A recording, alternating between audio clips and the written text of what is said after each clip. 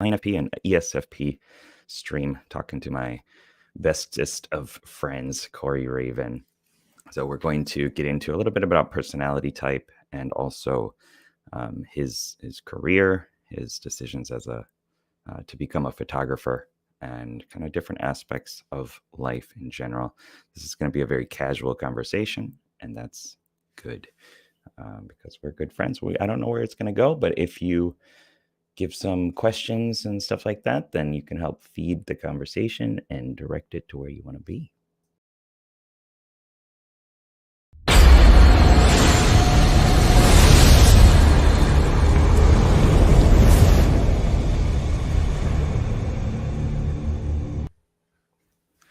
There you are. I am here. I just opened up the chat and I'm only half here now. You're half here. Yeah, the chat covers up my entire screen. No. Well, I'll let you know if It's all right. people I come don't in. have to see myself anyway. Hello, Travis Bickle. Travis is saying hello. Hello, Travis. Everyone just, kind of write hello. Where are you coming from? We're the Where are you same height from? now. Oh, no. I was bigger than you. So just, say hello, post, communicate. Corey, you are in Canada. I am. I am in Japan. So far away now. So far away. I'm Canada Crombie. Oh, I didn't know. I thought you were pointing. Yeah. No, I was hiding this. I bought this one when I wasn't there in Canada. Yeah. So just as a little background, Corey and I have known each other since 2010. 2010, 2011, 2010. I can't do dates. Yeah. I can't do years. I've known you forever. There you That's go. how long Forever. we've known each other. And we met in Nagoya in Japan, and we've lived together, we've worked together, we've laughed together, we've cried together, we've had some great adventures, and we're just going to talk a little bit about just personality type and the direction that we've both gone in our lives, and seeing if that has some aspects to do with personality type and stuff as well. Is there anything you want to say before we get started with all of this? I don't know. Do I need to do a self-introduction, or will it just come out do it. in the desk? All right. As you said, my name is Corey Raven. I recently just moved back to Canada. Up until April 1st of 2021 dates. Last year, I lived in Tokyo with Matt. Well, not with him, but in close proximity to Matt. Yeah. And I was there for 16 years total. And became a photographer within the last 8 years. And that's now led me back to Canada to pursue that. So how long have you been doing photography? It's all blurred in now. I don't know. It's on and off. It's a lot. It's been kind of intertwined into my life through just different times. In high school, I took photography, and right. I know how to go into a black room and make prints and stuff, but I had no intention of ever becoming a photographer. And I've worked up in the Northwest Territories, near east of Alaska kind of stuff. And I bought just a nice little Olympus outdoor camera, and I took so many pictures over a year, and then nothing for another, 5 years, and then got into videography and bought a really nice camera, and then started using it to take pictures as well. And then that was kind of the last step when I was like, oh, I actually think I like this. And then I kept doing it. Was there something that changed? Was there a moment that you were actually like, this is it. This is what I like. I mean, because before it sounded like a lot of like it was an underlying theme, right? Mhm. But it wasn't Yeah. actually something that you're like you made a decision about, you know. Yeah, it's I don't know. I feel like I was incepted by it throughout my life. Like even as a child, there was a guy named Bruno who used to rent the basement suite in our house, and he's actually like a world famous photographer in Canada. Yeah, Okay. like and he used to babysit us and stuff, and is a huge part of my childhood, and never even really, just kind of steeped in it a little bit. Right. Um, so why did I make the switch? It's mildly complicated, I guess. Like I bought the camera to uh, start doing videos with AJ, as you know, Hmm. our other friend of the past, ENFP friend, yeah. ENFP. And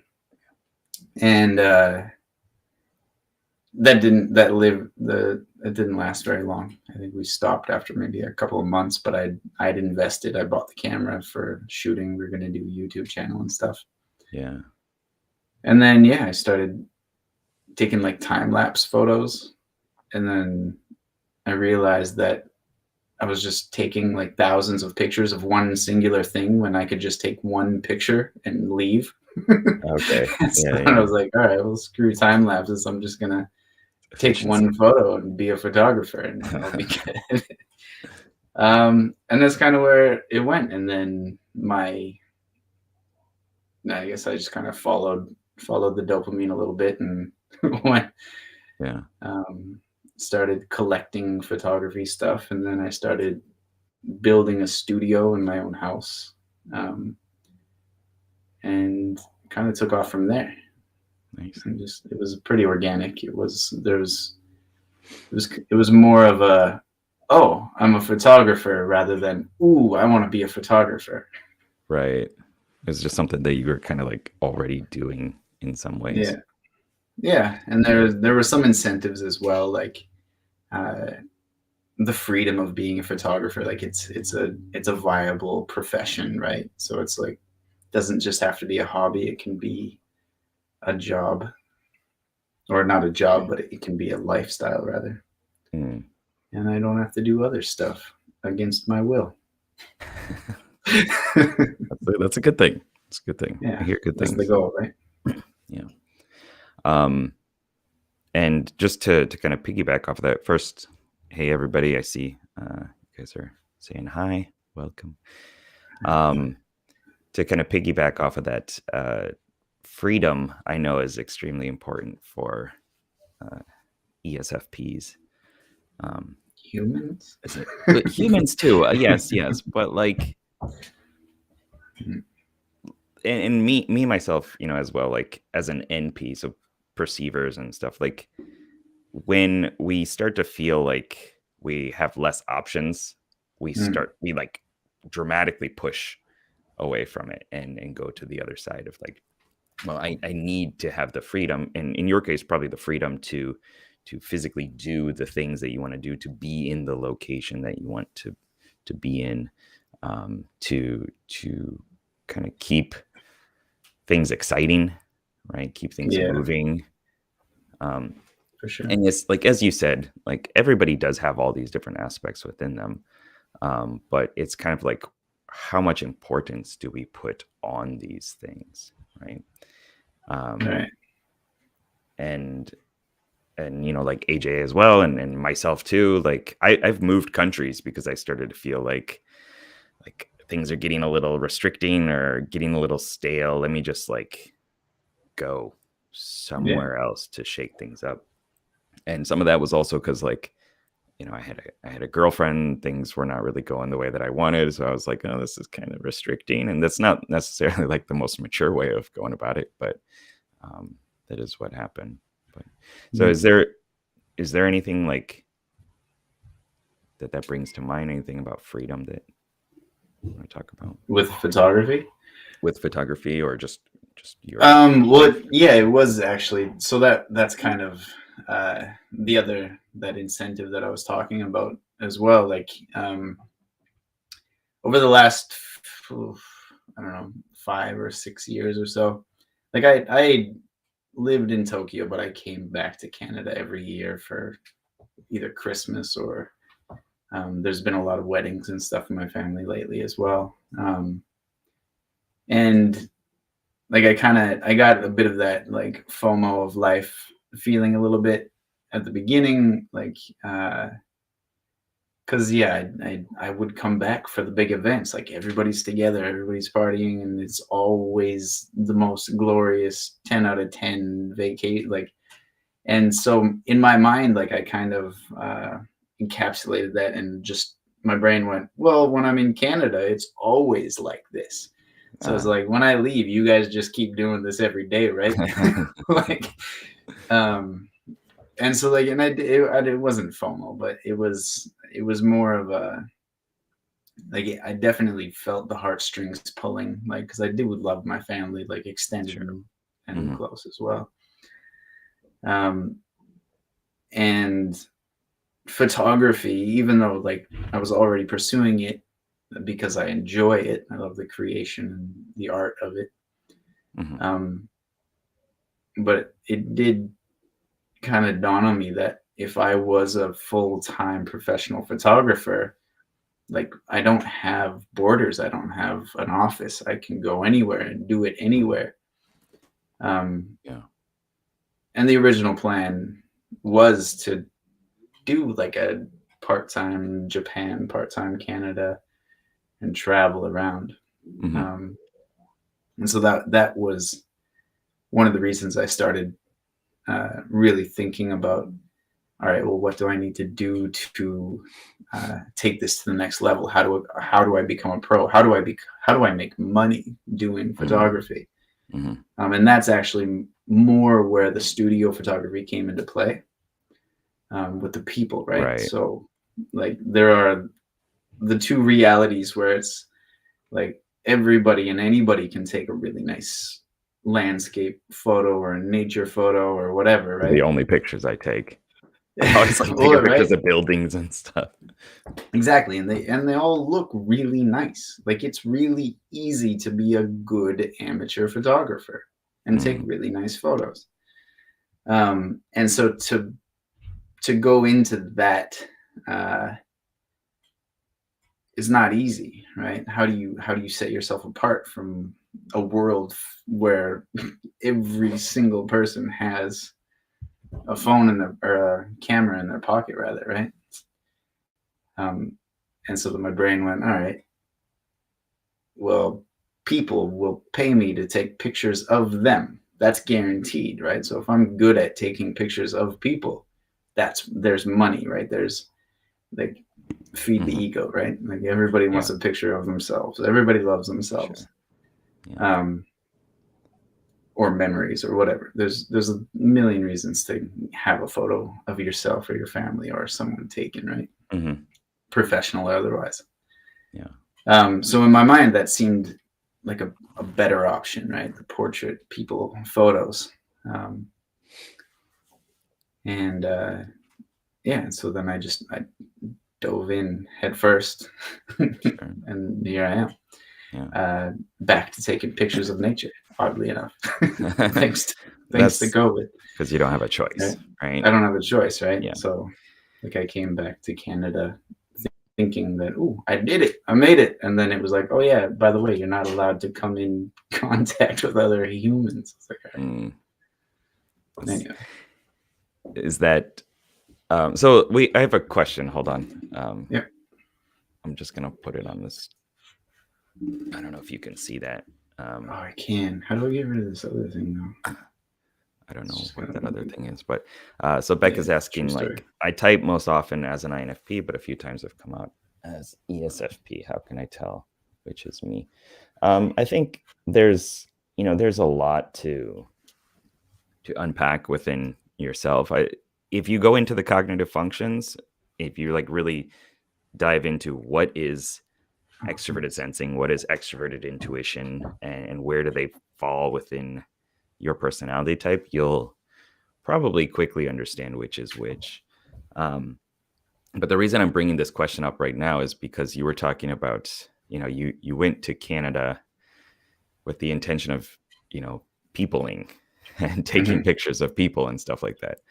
For me, like, yes, the COVID situation has been awful and everything like that, but like I'm happy just being in my room alone by myself all day, every day.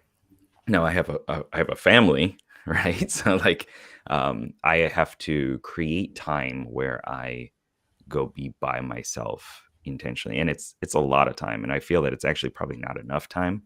But from like my wife's perspective and a lot of other people's perspectives, they're like, you want to be alone again? You want more alone time? I'm like, I need it. I need it so bad. And everybody, once again, everybody has these different aspects and stuff like that.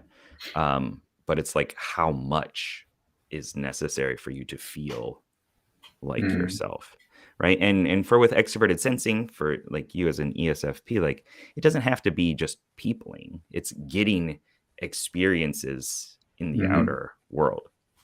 And people give a lot of experiences. People will shake things up all the time, right? And it's like a catalyst, like a compounding factor, right? Like if you throw people into the mix, something different, something wild is going to happen. And that's going to satisfy the need to be present, to be in the moment, to experience your body, your senses, right? And as you know, like, that's not the world that I spend a lot of time in. I mean, like I got lost the other day just walking around my house. I've been here for 6 years. Like, it's just pretty bad, right? I am definitely not in the sensory realm. And I also noticed that I'm getting really pale and pastier as the sun is coming out. So there we go.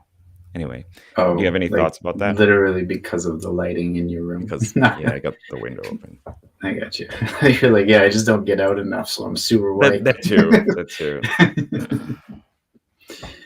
Well, you got to be careful, man. You got to hit a tanning salon before you go to the beach this year. Yeah. Just to tell everybody, I get like almost third-degree burns every year because I don't know. I put on lotion, but then I don't put enough on or something, and it's always bad. Like I don't know. I don't need to get into it too much, but it's been bad every year. Yeah. I was just reminding you while I remember too. And yes, Beck, I am an INFP, and Corey is an ESFP. Do you have any thoughts about that? About the need for yeah, I guess I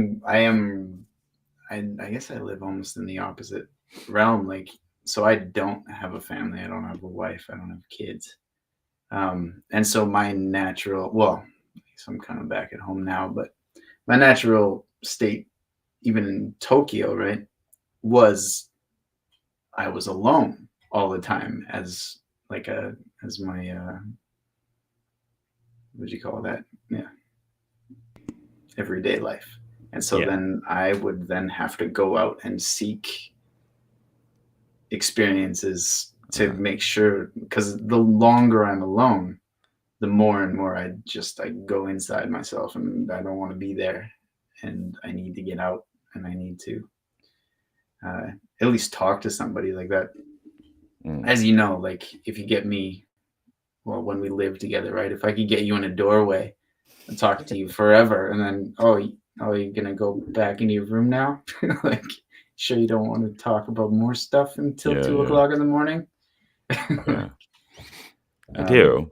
And there's a difference between with whom someone is talking to. Like as an introvert, like we're usually very selective of the people that we let in, because I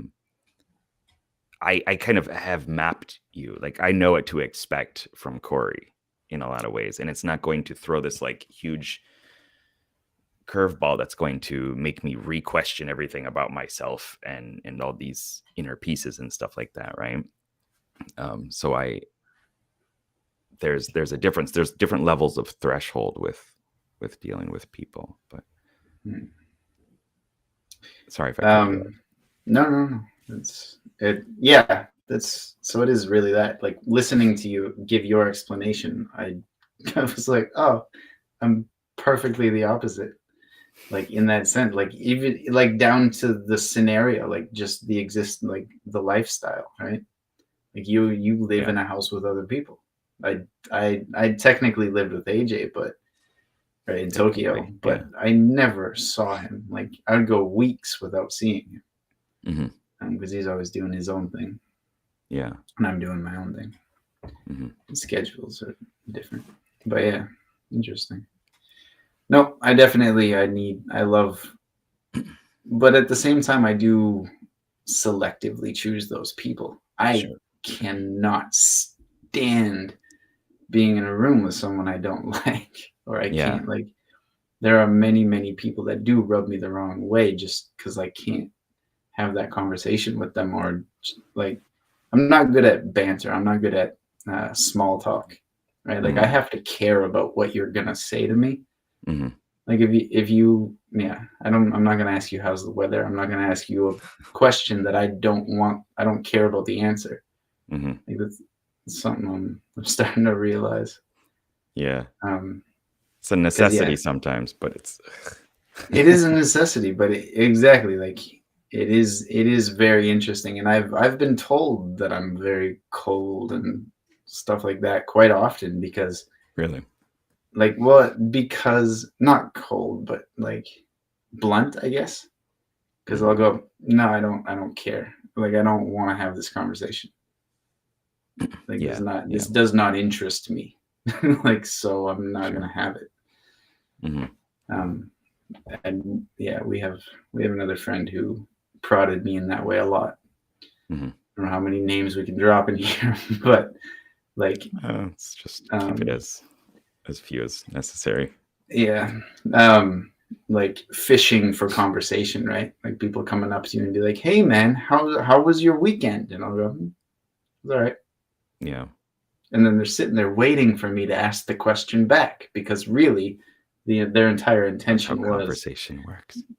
that they wanted to talk about their weekend, but I'm not going to ask because I don't care. Sure. Right? I'll Yeah. talk about other stuff for sure because like I do care about other things, but I don't care about that topic specifically. Yeah. Yeah. Anyway, it's a weird thing.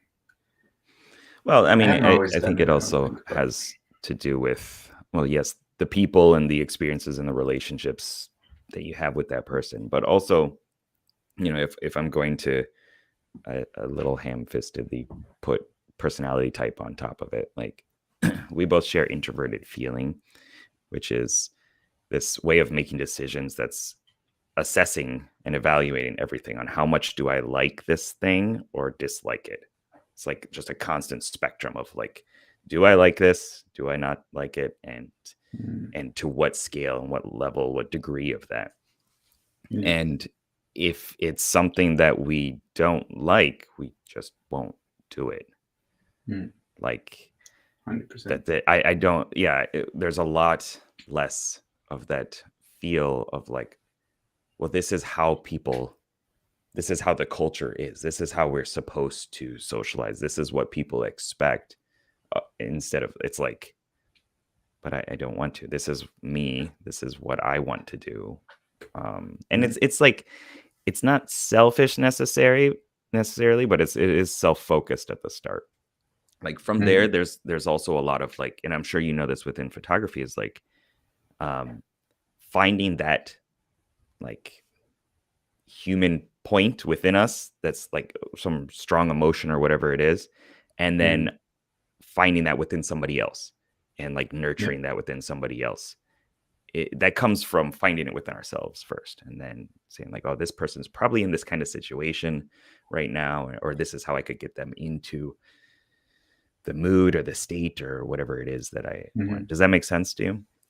Yeah, no, like it's that is the other side of it. So like I was saying, it's like so for example, like that person that's trying to fish for me to ask them how their weekend was, Mm, like I might not talk about or want to talk about their weekend, but I'm happy to talk to that exact same person a lot about a different topic that we can both vibe on, right? Yeah. And the Yeah. same thing is with in the studio when I'm talking to models that I've never met before or whatever. I don't go, hey, how's your day? Like, how's this and this and this? I try to find a common ground that we can both talk about. And I do take that upon myself to find, right? I don't leave it Mhm. up to them to try to talk to me. I go, hey, Yeah. let me poke and prod until I figure out, something that we both like, Hmm.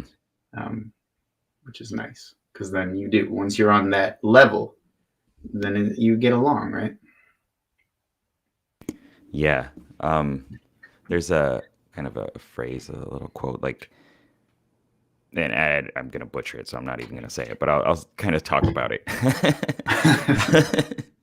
um, Basically, like for conversation skills, especially, this is something that a lot of us introverts, research on and stuff like that, which, as you know, um, but like to have a good conversation with another person, like just get into the mindset of like this person is the most amazing person in the world. Like, let me find out more about this person. Let me delve into like who is this person, Mhm. and just be full of curiosity about that Yeah, individual, right? And then you create the conversation that is exciting or interesting or whatever it is, and you start to see all these yeah, different facets of that other person. So yeah. Like one. I don't even want to call it a tactic. Like it's just a reality of conversation that works for me on that same plane is actually um, trying to find something that they might be able to teach me, right? Like if like I'm gonna keep jumping to models that I meet because that's kind of the topic at hand. mhm. But they're all very talented people at a lot of different things, right? Lots of them are dancers and singers and fitness people and whatever, right? And a lot of those topics do interest me, so I can just keep asking questions and ooh, how do you do? Ooh, what's this? It's actually something that every time I do it, I can hear Ben in my own head because he always clicks with me as like the eternal learner. Like, ooh, what's that? Tell me more, Yeah, right? go on. And so I I'll just kind tag of that. so I always kind of bring out my inner Ben when but it actually feeds me because I'm also now getting the conversation that I'm interested in. Hmm. So actually, I wanted to bring up Ben before, just based off one of the threads, but like Ben, our friend Ben, is older than us by like Quite 10 a bit. years, I think maybe. he's in his early. I think he just turned 50. Okay. So yeah, over 10 years. And he's an Yeah. ESTP, and you two were very close, right? Very good friends. Yeah. Still are, but when you guys lived in proximity of each other, live in different countries now.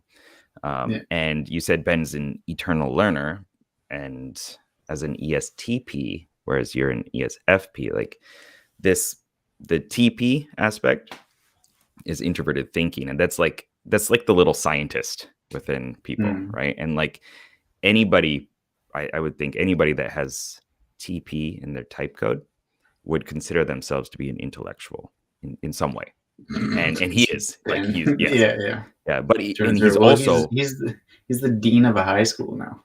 well, there you go, yeah, but also he's totally an extroverted sensor, like the ESP Mm. aspect, right? He needs that physical freedom. He's very present in the Yeah. moment. Like he was in a punk band and stuff like that. Like he's got all Hmm. these aspects of himself that are like tied to either adrenaline or like physical sensations and things like that. Hmm. Um, but He's yeah, a very, he's a go getter. He's a go doer. yeah, he is definitely. Um, okay, let me just kind of look over into the comments a little bit. Um, so I see this question here from Sam. How has MBTI helped you guys figure out who you were and what to do with your life? So Corey, I'm kind of teaching Corey here. teaching you. I'm talking to a bunch of people at the same Yeah. time right now, right? I Right. see. I'm kind of teaching you about personality type as we're going through this, because it hasn't been Mm. one of the things that we've talked about in depth too much. We've done like profiling, and I've brought it up because it's Mm. something that's really important to me that I just always think about. Yeah. For me, it's been a lot of acceptance over who I am, and like, I'm not broken. Okay, like other people actually just think differently, and I'm not flawed in some way by being an intuitive, which like 75% of the population is a sensor. So like it's kind of puts you into this different spectrum of how you see reality, and just being in ideas and speculation all the time and things like that, instead of like in the tangible, physical, real world. And just a lot of the different personality quirks and aspects of myself, I found more acceptance and self-love, and also like the which I think is a lot connected to you, like the desire to do something around my innate talents based off my personality type in a career like this. The ability to create ideas that explain people, and kind of templatize that in a way, so that other people can learn about themselves and explore who they are on a deeper level and stuff like that is wrapped up with my personality, right? And I think photography, which is why I keep talking about it here and bringing it up, one of the reasons for you is like there are a lot of ESFP photographers and SFP photographers, and that's I think a lot of the ability to capture that amazing world that you're seeing, right? Whether it's the world of a person or the environment, in an angle that other people can appreciate it as well. Because like you can point out all sorts of physical details that I will never pick up, right? See past your shoelaces. I don't wear shoelaces. You're screwed. Yeah, and that's like really latching on to your personality type and utilizing it in a way that is extremely helpful. Like if I think you've done a job like this before, but maybe not to this degree, but like sitting down at a desk all the time. Like if you had to sit down at a desk, like in a cubicle, and there was no window or anything, you would probably go insane. Right? Oh, I did. I have. I thought funny, so, right? Yeah. Just today, like every morning, like I do the what's in my Facebook memories tab to see, because it's all like I was super active on Facebook like 12, 11, 10 years ago. And so like that's where all of my posts are. And then for like a whole decade, I didn't touch Facebook. Yeah. And so it's kind of fun because it is like it's a huge blast from the past, and it's a lot of stuff right around the time when we met, actually. So it's like it's us at the club, it's me as an English teacher, and the one today was like just it was like I don't know, I've made like a comical checklist, I guess, where it was like sit down at my desk, check, right? Like get up my lunch, check. Wait for 4 o'clock, check. Go home, check. Like, because I was that. Like, anybody who knows about the English teaching careers of people in Japan, it's like for me as an ALT, assistant language teacher, I'd have 4 classes a week, but I had to be there 40 hours a week. Yeah. And so I'm just sitting there all day, every single day, because I have to be there. And then I had that other job that I got where I needed a visa, and then I met. That was the one that I was thinking of. Yeah. That one. Well, yeah. And then I ended up getting a job for some people who were less than reputable. And I was supposed to actually be a bodyguard and a driver, but I didn't have a license. But I got the job through a friend And then this guy was paying for me to get my driver's license in Japan so that I could be his personal bodyguard and driver. Yeah. And it's not easy to get your license in Japan. And so it took me like, I think it took you a few tries. Yeah. It took me a few tries, and you have to wait 2 weeks between tries. And so like I would fail. I'm like, all right, well, I'll try next month. And he would pay me a monthly salary to just go to the office and do nothing. And so I would just go and watch TV. And then they got shut down by the police before I ever got my license. So that was good. Yeah. That's probably good. So I never had to do the job. You just had to show up and sit down. But that just showed up and sit even down. Doing that, I'm sure you kind of debated it sometimes. Like, do I really? It was well. So I binge watched every TV show that I wanted to watch. I was actually a smoker at the time, so like every 20 minutes I could just leave and smoke and do things outside and go to the store and come back, and nobody cared. Yeah, it was difficult. It wasn't easy. It was so many people have told me that, like, oh my God, that's like the dream job. You don't have to do anything. That's crazy, dude. And I'm like, no, why would you ever want to do that? Like, I would do that forever if I could. And I'm like, no, I would not ever want to do that again. Yeah. It was a weird job. Yeah, no, but I do. Yeah, no, it was not fun for me. Even though I got paid a full salary to literally do nothing for a few months. Yeah. Well, and so some people would like that kind of job, right? Because they get to just, daydream or be in their mind or watch, zone out and watch content or whatever it is, or create content. But it's like the stationary aspect, I think, was the difficulty that I would imagine for you, right? Like, okay, it's nice for a little while, but like, just show me a bird or a tree or something, like just something moving in some little way, right? That's not on a screen. A little bit of like, I honestly, I didn't have that much of an issue because I could just leave the building anytime I wanted. Yeah, I think you had to, and I did, and I left all the time.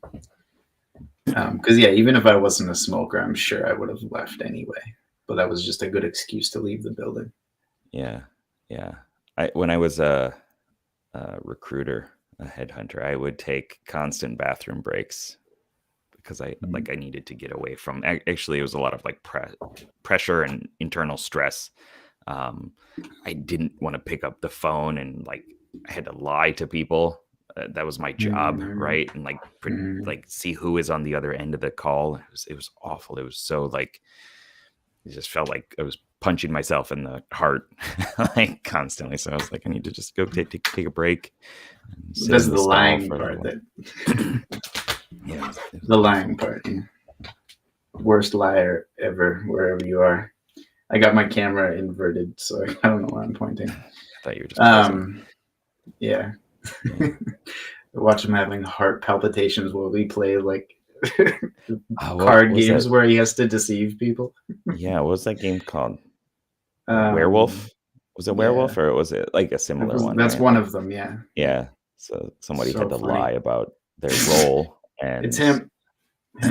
Actually, no, but I was pretty good when I decided to be, but afterward I was like, oh God, and like I still think about it every once in a while. Like I lied to my friends about this thing. I was like, just a game. Yeah, it was funny.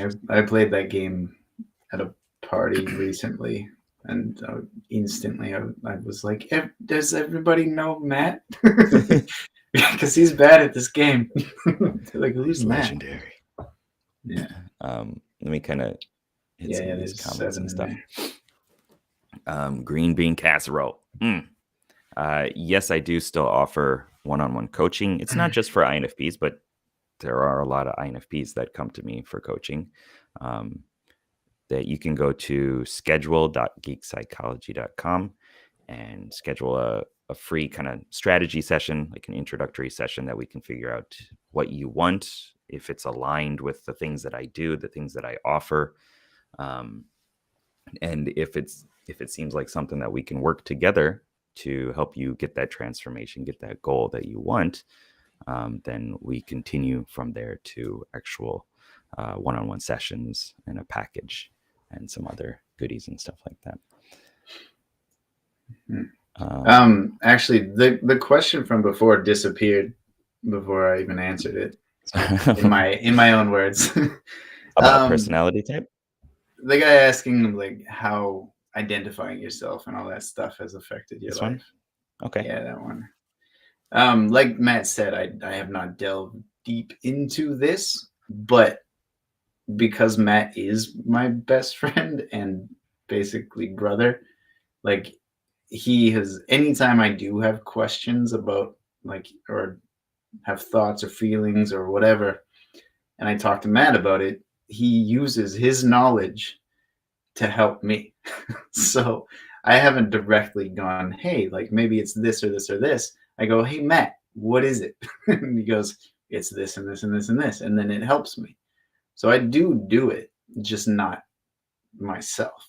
Yeah. And it's been on and off. Right? Like I've liked it sometimes and I haven't liked it other times.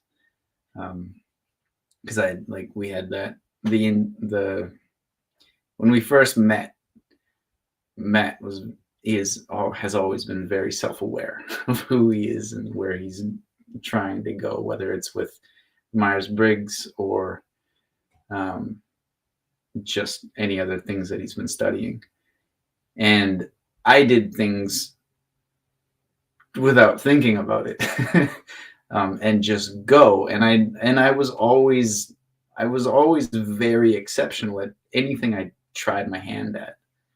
And I knew that about myself, and I was very proud of that. And that's why I had zero fears of trying anything, because I knew if I tried it and put some honest effort into it, I could get really good at it.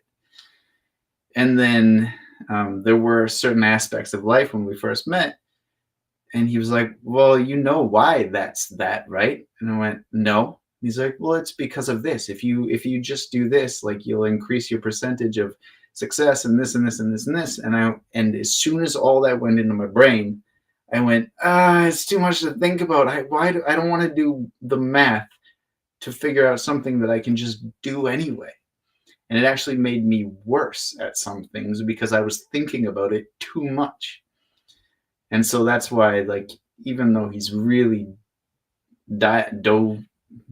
jumped into the Myers-Briggs and this whole, like, the Geek Psychology, this everything that he's created, I am sometimes reluctant to really also jump on board because of that fear that was created early on, where I'm like, if I think about it too much, maybe I'll fail or I'll do worse. Mm-hmm. Because if I just keep going with my eyes like this, I'll do really good. Yeah. But then when I do hit walls doing that, I go, Matt, save me. And he does. So teach me something. This is why he's my friend. Yeah, I think one good word for ESFPs, just as a, just one label, is natural. And you said it a few times within that. It's like it just came naturally, right? This is just, I'm just being me, and this is things just work out, right? Like I know that if I spend the time doing this, it'll naturally. Things also really don't work out too, though. They really don't. But then you've got Corey Luck, and it works itself out. Which is another thing. Like, I don't want to get too deep into the jargon and stuff of it, but like extroverted sensing is very good at like handling crises and situations of just it just knows, like, what do I need to do? Like, what is the next step that I need to do in order to handle like this thing? And it can seem like luck in some ways. Same with extroverted intuition too. It's very like perceptive of what is going on out there. And it's like, okay, I'm just going to use the brain regions that I need to use, because your brain is always like on this low activated level of just kind of sifting through, like, where's the next stimulus going to come from? What do I need to do? How do I like pounce on that? But and one aspect, we don't need to get into it too much, but you said earlier that you'd have to go inside yourself and you don't want to be there. I wrote it down so I could remember, right? But like, down. well, and that's for me, like within personality type and my journey, like I've learned that, well, I knew this before, but I had more language around it that for an introvert, the outer world is where all the dragons are and all the scary stuff, right? For an extrovert, it's inside. Like I don't want to go inside and figure out all this stuff that's going on in there. And this is something I hear all the time, like from my wife and stuff too, who's an ENFJ, right? And just like, yeah, like introverts are cool with just dealing with their inner world all the time. But when we have to go extrovert stuff and do stuff in the outer world, it's like there's a lot of stress and stuff through that. But I've learned through personality type that is the way. Like you have to do that, right? That's just part of the process. And for an extrovert too, it's like you do all this stuff out there, then you have to come in and find yourself and locate and understand who you are on a deeper level, so that you can do more of the extroverted stuff even better, like so that you can be a better photographer, right? You have to go into yourself and understand these different aspects and things like that. I don't know if that made sense, but I got you. I said stuff. With balance, right? Words came out your face. Yeah. Let's see. I see. My mom was talking about my sunburn. Yeah. She's always like, you gotta deal with that. I do too. Can't have purple legs in the summer. They were like spongy, which is the grossest thing. So gross. And like AJ had to go pick up Obento for me and stuff like that, like from the store, and just like leave it for me because I couldn't leave. I couldn't move because I was so sunburned. It was bad. I remember walking around out like on my way home. So I fell asleep. The one I'm thinking of specifically, this was before you came, right? That was before I got to Tokyo. Before you, yeah. I fell asleep on the beach, and I had quit my job. I lost my wallet. Well, somebody stole my wallet, and then we decided to go to the beach as a way of like just forgetting about it, right? And so I fell asleep at the beach, and basically on the way home, I was just so sunburned, and I was wearing a yukata, right? And everybody was just like looking at me in shock in the station because I was just so red and sunburned. And then it just progressed from there. It's awful. And then that was in the middle of getting a crown on my tooth I had to go like for 8 different dentist appointments to get a crown on my tooth. And the dentist disappeared as soon as I was like able to walk again, and I went back there, and it was gone. There was just no dentist there anymore. I was like, what is this? Sagas. And in enters Matlock. Yeah, that's my version of luck. Yeah. Let's see. Sorry, we'll go for a little bit longer. Are you still good on time? Yeah. Okay. Travis is asking, how has NI critic played a role in my life? This is specific to my personality type, so I'll just talk a little bit about it. So introverted intuition, like the way I explain it is I call it the visioning mystic, as like a character that I play every once in a while, right? That you have within your personality type as well. And it's like, it's looking at this long-term perspective. It's using foresight. It's changing the box that you're looking at the world through, the lens that you're seeing things from, using a lot of metaphor and symbol and things like that. And I personally, like, whether this is fully accurate or not, like I equate it to the unconscious mind. And through studying a lot of hypnosis, I've gotten a better connection with introverted intuition, and the ability to slow down my idea generation. Like, because I like, just like with AJ too, like he's an ENFP, but there's like a burst of just so many ideas and so many different possibilities, and like, well, this and this, you put them together and you got this other thing, and that could be really cool. And it's like very high energy idea generation. Introverted intuition is like, let's meditate on this for a little bit, right? Let's wait for let's prime ourselves and get the insight to come when it's ready, when everything's kind of congealed and is ready. For INFPs, there's a lot of like we just assume everything's going to work out bad, right? Because like it's in this kind of shadowy aspect of ourselves, and it's got a lot of like negative flavor to it. I don't know what negative flavor is necessarily. If it were a spice, Frog legs. What's the frog? Oh God, I was thinking of that Thai spice. Anyway, spice, turmeric. Maybe it's not Thai. It's Indian. That's not. Yeah. Turmeric what it is. Gross. Anyway, it's this long-term, like everything's just going to work out poorly, right? And I've built a better connection with that, build rapport with it, essentially through having, it's going to sound a little bit weird probably for some, but like having conversations with these characters, like create different characters for these different cognitive functions and have conversations with them and say like what, how can we get this to work better? Like, what I see that this is what you want to do, but this is actually like, this is hurting what I want to do with my life. So how can we work together to actually get this to into the direction that I want? And so spending a lot more time meditating.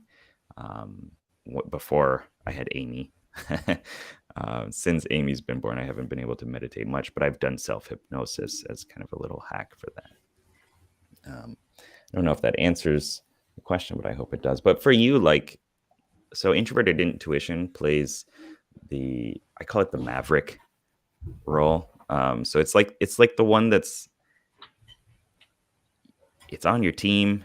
You want it to be on your team, but it often goes in the other direction. It often like pulls you in the other way. Like it's the polar opposite of extroverted sensing. So extroverted sensing, I call it the adventurer, right? It's the one that's in the moment, in your body, right? In the physical world. The mystic is like the one that detaches from everything, right? And just takes more steps back, or like zooms up, like flies above the whole terrain and stuff like that. But like for you, it probably comes out as if you're in a bad state, if you're like in a really bad way, it'll come out as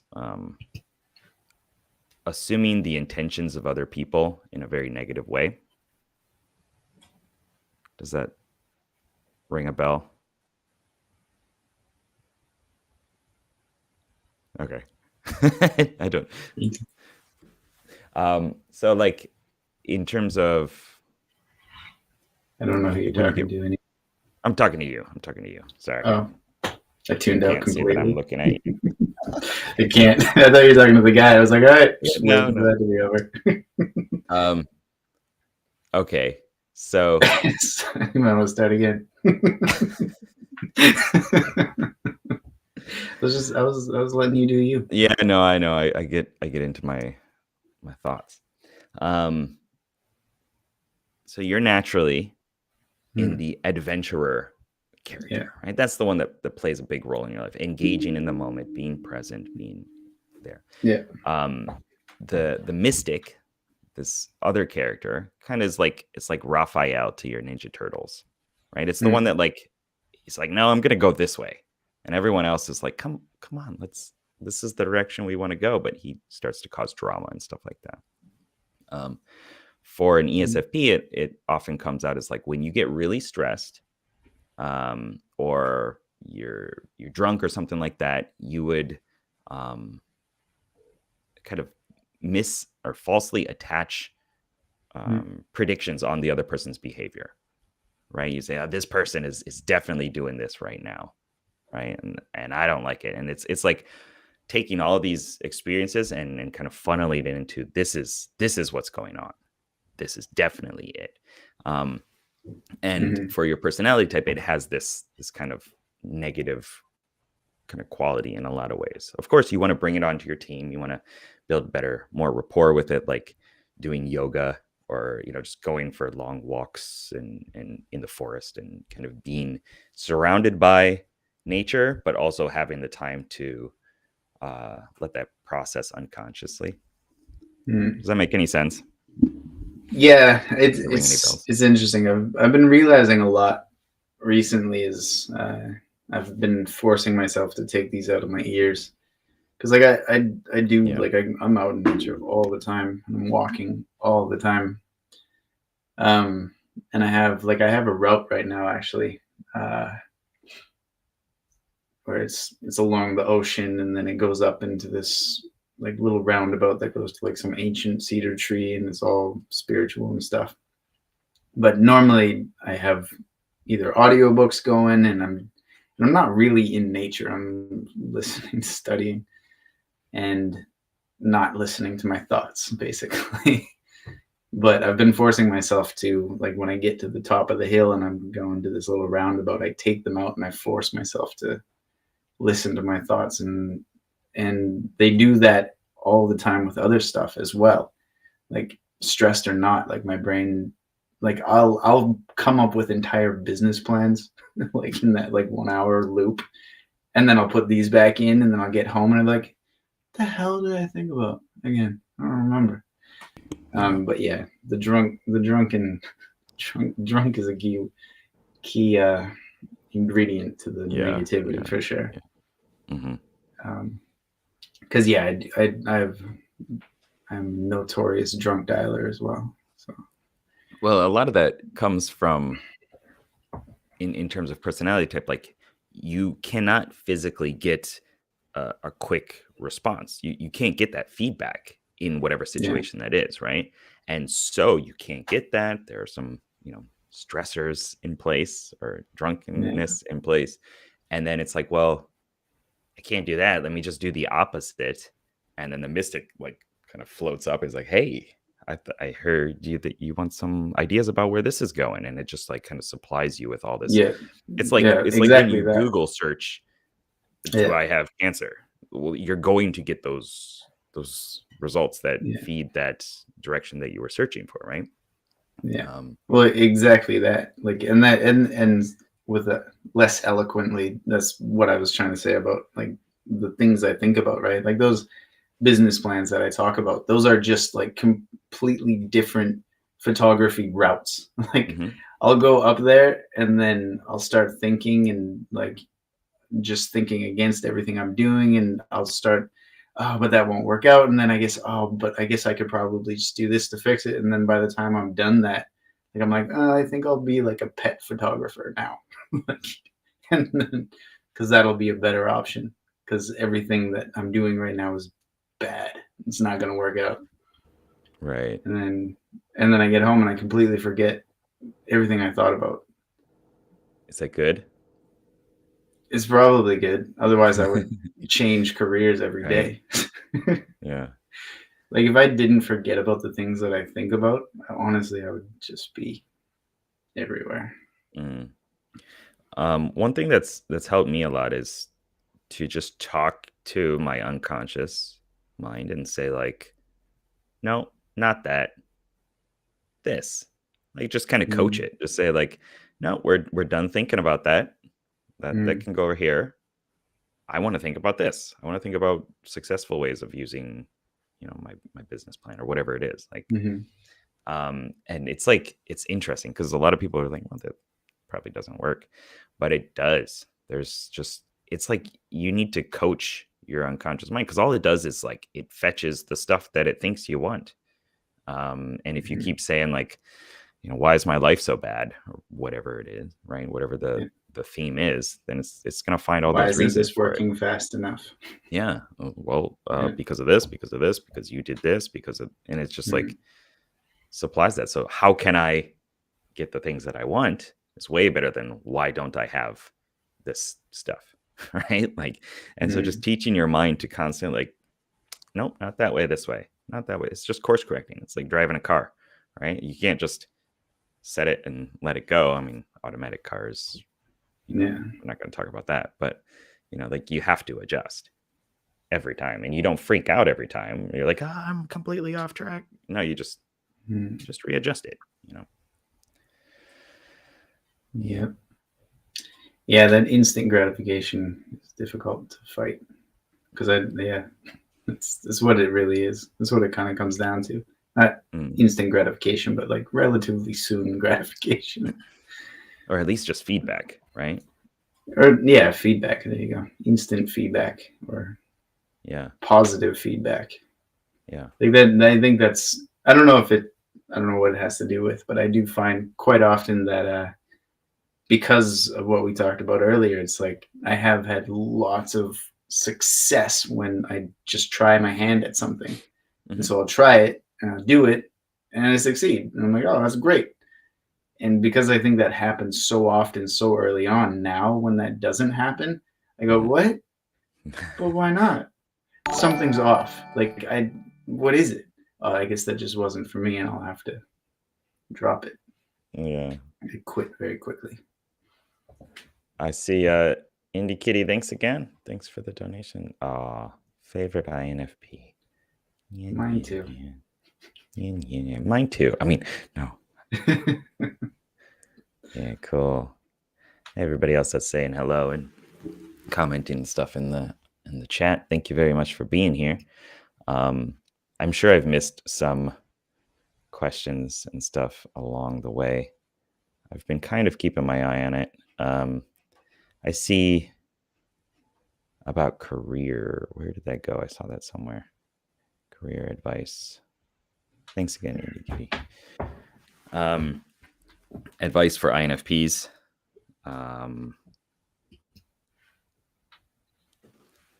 You got to find a way of having self-expression in some form, and like really having it feel meaningful, right? Like I get so many INFPs like coming in for conversations and coaching and stuff, and it's like I want to feel like me being in the job, in that position, is necessary. Like it has to be me to be there, right? I have to be the one. And I don't know a better way of like wording that, but like if it's your creativity, if it's your own self-expression, then it has to be you, right? Like you're kind of hacking that feeling so that if you are creating art or music or YouTube content or whatever it is, ideas, whatever it is, finding ways of doing that as a career is obviously going to be, I say obviously, is going to be one of the best things that you can do. And that's hard, right? Because it takes a lot of time. It takes a lot of showing up. It takes a lot of, there are mundane things that you don't want to do, right? I like doing SEO research and thumbnail design and stuff is not what I want to do, right? But I spend a lot of time. I spend sometimes hours editing like a 15-minute video. Right? I like editing, but I don't want to spend that much time doing that, right? I want to create the video. I want to create the content. And I know there are people out there that can edit it, but also I have my own struggles with that too, right? Like I don't feel that I can express it all concisely in the way that I want. Sometimes I need to edit it because I feel that there's like expertise that's being falsely spoken about and stuff like that, and I need to like kind of adjust what I said. But basically get out there and do something creative, do something that's just kind of makes you excited. And if you can't do it in your normal job right now, like start taking time away from watching Netflix, playing games, stuff like that, and putting it into doing stuff that's going to build a longer term skill and positive benefit into your life. Hope that was helpful. I like this question. Do you guys think in images or thoughts? Oh, I did see that up there. Yeah. So for me, I'm one billion% visual. Like I see movies and pictures in my head constantly. Just recently, actually, at the gym, I've been playing with not counting with words, but counting by seeing the number. Mm-hmm. And it's really intense because I'm actually getting to the point where I'm able to count really, really fast once I get into like the 21, 22. Like one thing that I always found was a wall was that I had to say the word in my head to completion before I could say the next word. Yeah. Right. Yeah. So when I'm going 41 and I have to slow down my rep to get the number out. But if I just see the number now, I don't have to say the word, which is really weird. But it came very naturally. Like once I was like, I wonder if I could do that. And then I could. I was like, oh, that was weird. But yeah, 1,000,000% images and videos. Like I can play entire scenarios out in my head effortlessly. And then scenarios I come back that happened or that don't happen. I can make them up so vividly that I actually sometimes forget that they didn't happen. Like, oh, I didn't actually do that yet. Like, I completely succeed. Like, oh yeah, all right, I already lived my life. Like, you ever seen that Rick and Morty episode where he puts the thing on, and then he lives like a whole other life all the way to completion, and then he dies of old age, and then he takes it off, and he's back as a kid, and they're like, "Where's my family? Where's everyone?" It's like, dude, it's just a game. Like I can do that in my head quite easily. Yeah, that's a big way of speed reading and stuff like that too, right? It's like to stop sub-vocalization. Like just look at the image, just look at the picture, take a little snapshot of it, right? And just keep on moving on. I have a hard time with that. I do think a lot in thoughts. When I was younger, I was definitely more visual in terms of, and I still do this, but like definitely happened a lot more when I was younger. Like imagining the teacher with wings and a hat, and like I could kind of vividly see them in this, different costume or whatever it was all the time. And I would just constantly play with those kind of visuals, the things that I'm seeing out there, but adding kind of fantastical or unique elements to it. But I do notice that I'm very kinesthetic and very in my thoughts as well. A lot of times it's like a feeling. Like I just have this, this tar pit in my stomach or whatever it is. This red rod going through my spine. Whatever that sensation is or emotion is, I kind of have a physical perception of it that also has usually a color or something attached to it, but that could be because I've been kind of training myself with that. Does that make sense? Yeah. No, I always enjoy like when we do like tapping and stuff like that, like listening to your explanations of stuff, because you've always used shapes like rods and circles and put it out here, and it's a big, and like I only think of those things, like I only think like that when you tell me to. Like at no point in my mind do I try to associate shapes. Like I don't think of solid, I don't know, shapes. You like shapes. It's interesting. I like shapes. But you describe feelings and like thoughts as shapes, which is interesting to me. Shapes and colors and textures. Yeah. Yeah. I'm curious. I know there are other people, and I don't know to what degree you do this in, but like who don't have inner voices. It's all images and videos. Yeah, I've heard I'm about constantly like talking to myself.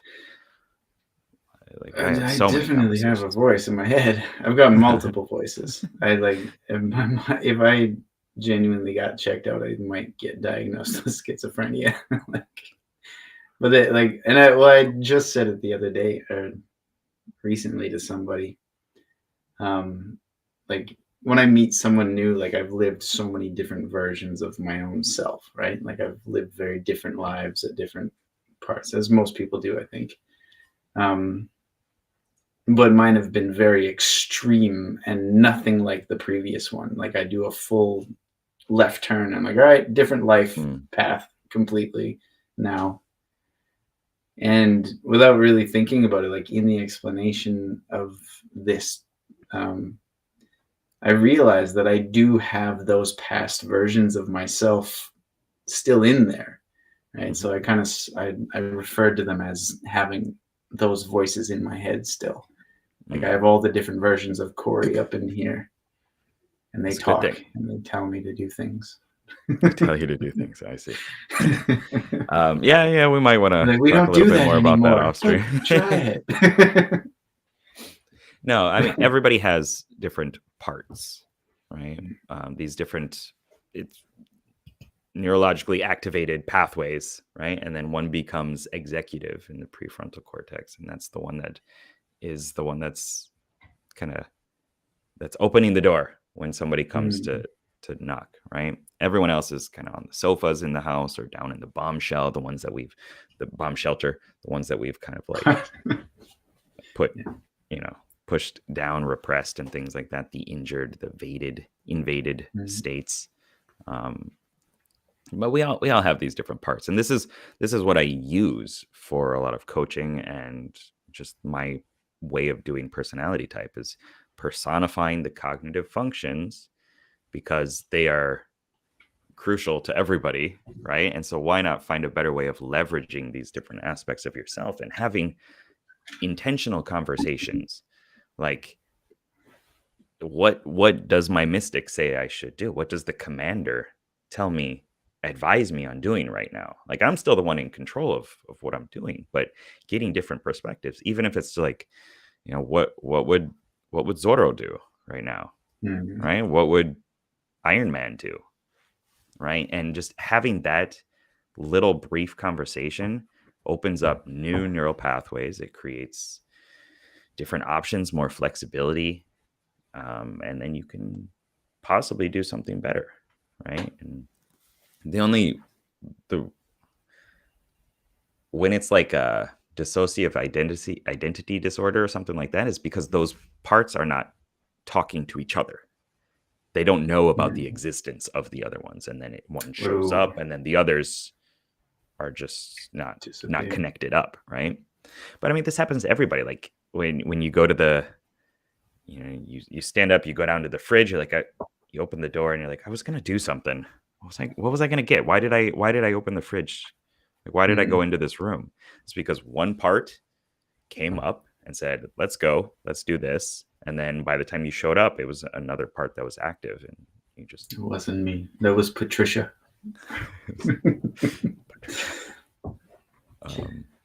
Interesting.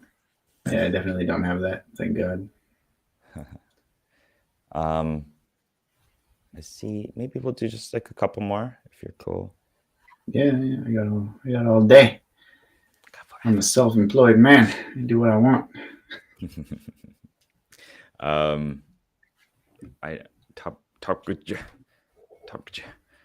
Says, hello, any other introverts feel or know they need alcohol to be social? Yeah, I tend to drink often, but I also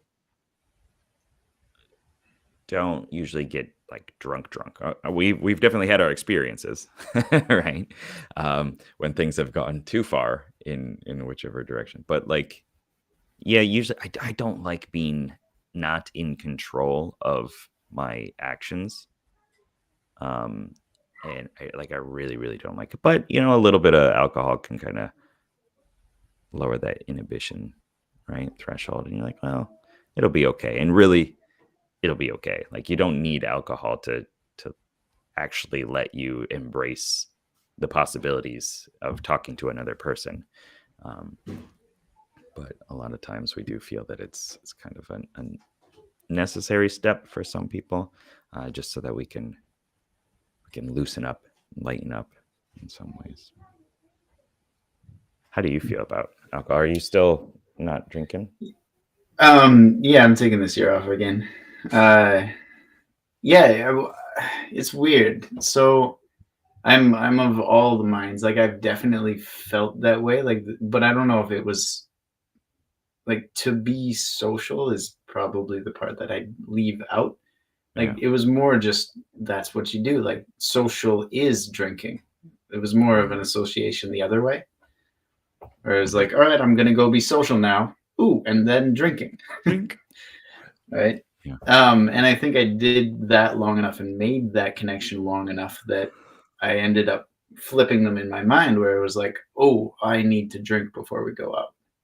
Yeah. Right. And then I didn't know, right, chicken and egg kind of situation with what was creating what at Mhm. the end of the day, right? Mhm. Um, and as Matt has pointed out when we first when we were trying to figure out who I is as far as the Myers-Briggs goes, right? Like he kept telling me that I was extroverted, and I was like, "What? I don't think so. Like I need to drink to go out, and this and this and this." But then as he was, "No, man, you're extroverted," and then I realized very quickly that in social settings, I'm out and about, alcohol or not. Like I'm the one leading the show, talking to Yeah. people. Like I was, even our job, which I definitely wasn't drunk at, like I was the regional trainer. I was the one telling everyone what to do and Mhm. not an issue in the world, right? Yeah. Thrived in it, loved it. Um, and then in 2018, I actually took it upon myself to quit smoking. And in order to do that, one of the things that I always found, like I tried to quit smoking 1,000 times. And the one thing that always brought me back was I get drunk and my inhibitions go out the window and Yeah. I smoke. And then Yep. I smoke for a few more months and then I try again. And so I went cold turkey on both. I quit smoking and drinking. Mhm. Um, and I managed, so I went all of 2018 without drinking and successfully quit smoking. Don't need to smoke anymore, which is great. Um, but I learned something in that year that was I didn't expect, and it's Yeah. that I for the first I would say 6 months or so I didn't go out. I refused to go to bars or clubs or anything or hang out with anybody because I was terrified of smoking again. Yeah. Yeah. And so I just didn't do it. And in Japan, unlike other countries, smoking indoors is allowed, right? So you go to a Yeah. club, you go to a bar, and it's just It just cigarette smoke in your reeks. face Yeah. all the time. And I was afraid of that. Anyway, so 6 months went by, and and I was like, all right, well, I don't have any need or want to smoke anymore. Like I'm good on that. I'm gonna take baby steps back into the real world. And Mhm. so I went out. I started going to bars like that we have at our work. God, you're over here. It's so weird that you're on the outside. At our old job, Am I? um, every 6 weeks we would meet up for this big training session, and then after the session, everybody would go out and hang out and socialize and drink. Mhm. And I started going to those sober, and everybody's pretty cool. Nobody was like, "Dude, what are you not drinking?" Like they Yeah. were Yeah. all nice people. It was a good crowd, Mhm. and I had just as much fun, if not more. Like Mm. I then discovered the aspect of watching drunk people. I was like, "What is this? What I've been doing the whole time? Like, am I just watching me?" Yeah. Um, All different versions of and yourself. right, and it took I don't know 2 or 3 times of just going out, knowing I'm not going to drink, going to like dance clubs, like Yeah. from like 11 p.m. until 6 a.m. Yeah. dead sober. Like I didn't think that was even possible, Yeah. and it Yeah. was so fun. Mm. And it was really weird. It was very like mind explosions. Anyway, so yeah, Mind I blows. definitely don't. Mhm. But I didn't know that until I tried not drinking in social situations. Yeah. Yeah. And so, and then again this year, just for productivity purposes, I'm not drinking again because I'm at my parents' place again, transitioning back through Canada. My parents are both retired. They live the most relaxed life ever. and drinking and weed is a common staple in this house. Mhm. And so it's so easy to go, oh yeah, I'll have a glass of wine with you, and then boom, evening's Yeah. gone. Next morning's a little slow. You pay for it the next day. Yeah. Pay for it the next day. And so I'm just, until my photography business is thriving, I'm not going to drink again. That's good. Why not? Doesn't matter. Yeah. It might be rough though, because I have 2 weddings this year. We'll see how that goes. But I know that I'll have fun anyway, which is good news. I'm glad I've done it before. If I hadn't done it before, I might give in. Yeah. So the answer is no. Yeah. If you want, like, we can work on something with that later, like off stream and stuff, to make it easier to not have those triggers and stuff on those events. Yeah. Yeah. Cool. I don't see any more questions, and I heard Amy up running around. As I said to you before stream, she's sick. So I want to go say hi. Yeah, hopefully she doesn't have a fever anymore. Anybody got a last question or anything like that? I see we're at like an hour and 20. I appreciate everybody for showing up, for communicating to us directly, and also, you know, having a nice chat between all you guys. Hopefully we were able to answer some of your questions. I think we got maybe all of them or most of them, and that you got to see maybe a different perspective on INFPs or ESFPs, and possibly how cool it can be to be a friend of both. How to talk to strangers to build friendships. That'll be the last one. Okay. Well, is that cool? How do you talk to strangers? This guy? Yeah, sure. Yeah. Well, I think we kind of covered that at the beginning. I try to find something that I'm also interested in, because as I said before, like if I'm not interested in it, I can't invest in that conversation. But I'm also like, I think over time, dealing with a lot of people, like both my professions have put me in a position where I have to deal with a lot of strangers, right? Like as the trainer of an English school and a photographer of models, I meet a lot of people that I'd never in a million years would talk to. And so finding a common ground through questions, right? So I know what I like, right? And as Matt mentioned before, like it's what was it, like trying to find what do they like and all that stuff. And if I can find something that I like and they like, even if it's a little gray area, then I could talk forever, because it's I like to feel genuine when I'm talking to someone. Because if I feel, was the word disingenuous? Not genuine? I think so. Ungenuine, reverse genuine, opposite genuine. Fake. Fake genuine, fake. There you go. I know it, and I can't have that conversation. Like it's eating my soul as I'm having that conversation. And that's it. And you got to find that point. And not everybody has a point. Like you can't connect with every single human. There is no magical thing that you can do, right? Some people you don't vibe with, and that's the way it is. It sucks.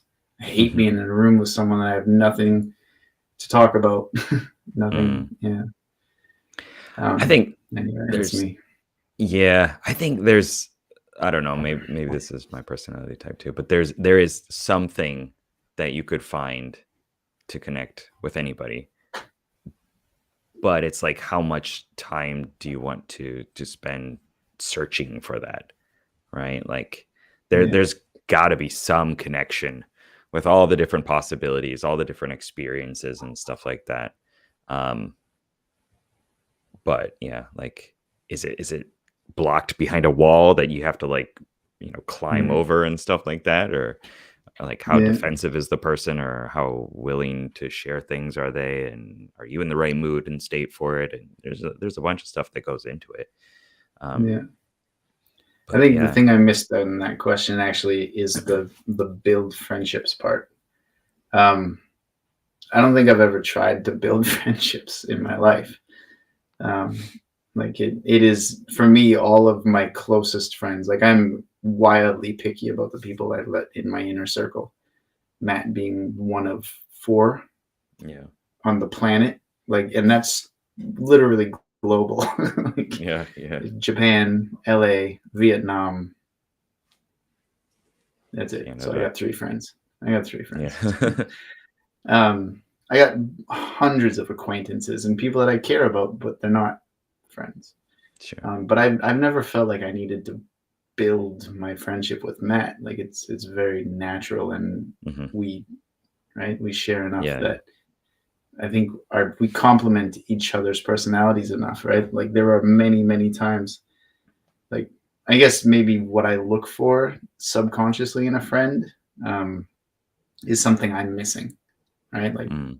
you complete me, like that, like Yeah, yeah. it's because it is that. Just like I said earlier, it's like I'm not totally delved into the Myers-Briggs, but when I have questions, I go, Matt, you have the answers.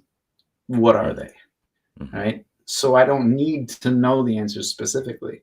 Hmm. Like, and there's many more things, but to keep it kind of on this topic, where I definitely run to Matt and go, Matt, tell me, how do I do that part of the thing that I don't know?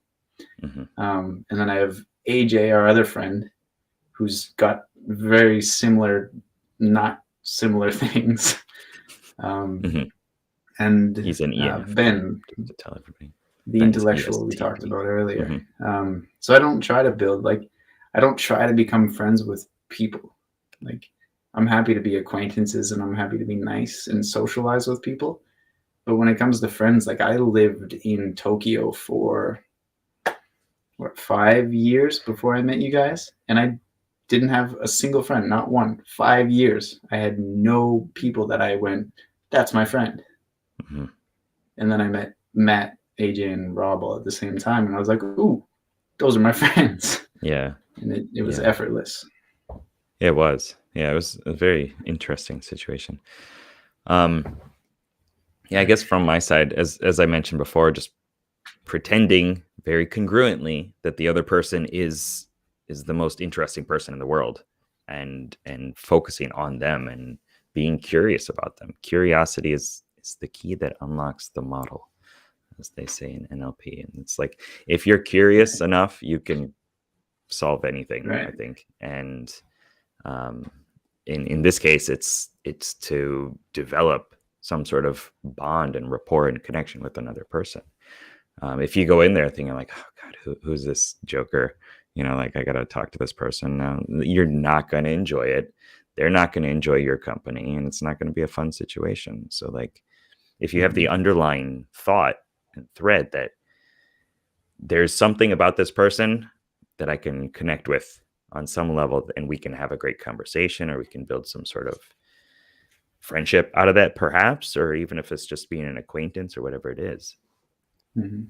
I think it's going to serve you well. Yeah, I'm just keeping that underlying thread. And yeah, if Right, you do man. have to work on it, I don't know. I don't know if that's a good sign for a friendship. Um, Mhm. Maybe.